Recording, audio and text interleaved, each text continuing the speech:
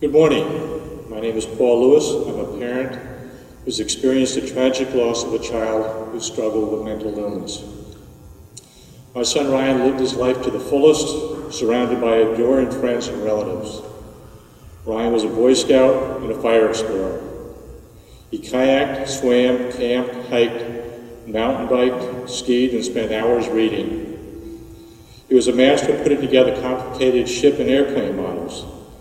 He was an all-American boy with sparkling blue eyes that lit up his freckled face and our whole world. He could weave an entertaining story and use humor in the most sophisticated way. Ryan had a remarkable way of relating to people of all ages. Ryan could draw people in a conversation on a variety of topics. He was sensitive to others and could articulate his feelings way beyond someone his age. He soaked up information like a sponge. He was a history buff who could match any adult conversation about World War II. In fact, one night we met two World War II vets in a restaurant, and one of them remarked that Ryan knew more about the war than he did, and he had been there. With all of Ryan's extraordinary qualities, he suffered from mental illness.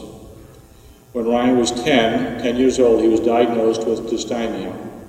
Even with a treatment by a neuropsychologist and a child psychiatrist, when Ryan was 13, his diagnosis was changed to clinical depression.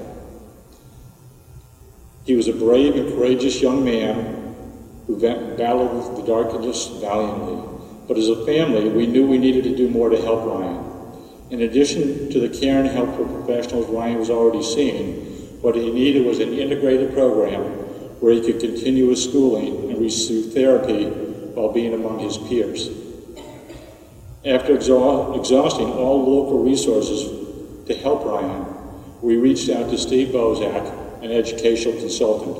We provided him with all of Ryan's educational and medical records. Given Ryan's background, he strongly recommended a therapeutic wilderness program named Aldridge Academy in Davis, West Virginia. He told us this would be the safest place for Ryan. He forwarded Ryan's records to the admissions department. In addition, we provided detailed psychiatric information on the application required by Aldridge Academy. We were very hesitant to send Ryan so far away from home, but their marketing was first rate, appearing to be just what Ryan needed. Aldridge used Ryan's love of the outdoors as a selling tool. The admissions personnel repeatedly touted their professionalism and expertise with children with Ryan's psychiatric diagnosis. On February 7, 2001, with Ryan's full involvement, we enrolled him and were again reassured by the program personnel that Ryan would be safe. We called every day to inquire how Ryan was doing, and we were assured that he was just fine. On February 13, 2001, only 7 days into the program, our phone rang at 11:15 at night. It was a call that every parent dreads. L.J. Mitchell, the owner of Aldridge Academy, informed us that Ryan had hung himself. He told us that there was no indication that Ryan was in trouble. He told us that it caught them completely by surprise and that there was nothing they could have done. The next day, we flew to West Virginia and met with L.J. Mitchell, John Weston White, and Lance Wells, who repeated the same story as the night before. The story just didn't make sense to me. I knew Ryan too well. The following day, we met with investigating West Virginia State Trooper. The first thing he told us was that we were being lied to about the circumstances of Ryan's death. The night before Ryan died, he had slashed his arm 4 times with a programmed-issue pocket knife, and he went to them and said, "Take this away from me before I hurt myself anymore. I can't take it anymore. I want to call my mom, and I want to go home." The counselors talked to him for a few minutes, and he was told that the people that could help him were coming out the following day. And then they gave him the knife back.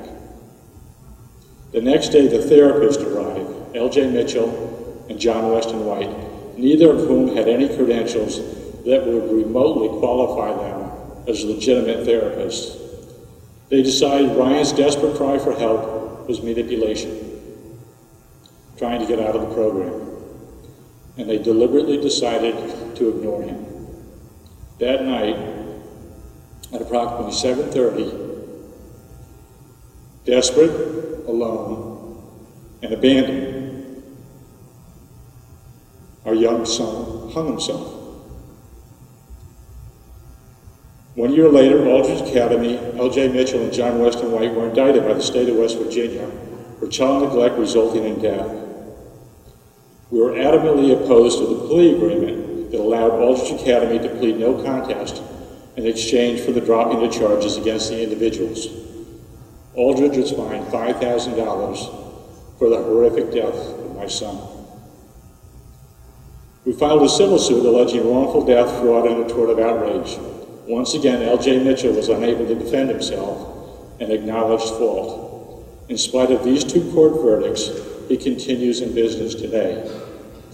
Aldridge Academy was sold to Solacium LLC in 2006, and the name was changed to Aldridge Wilderness Journey.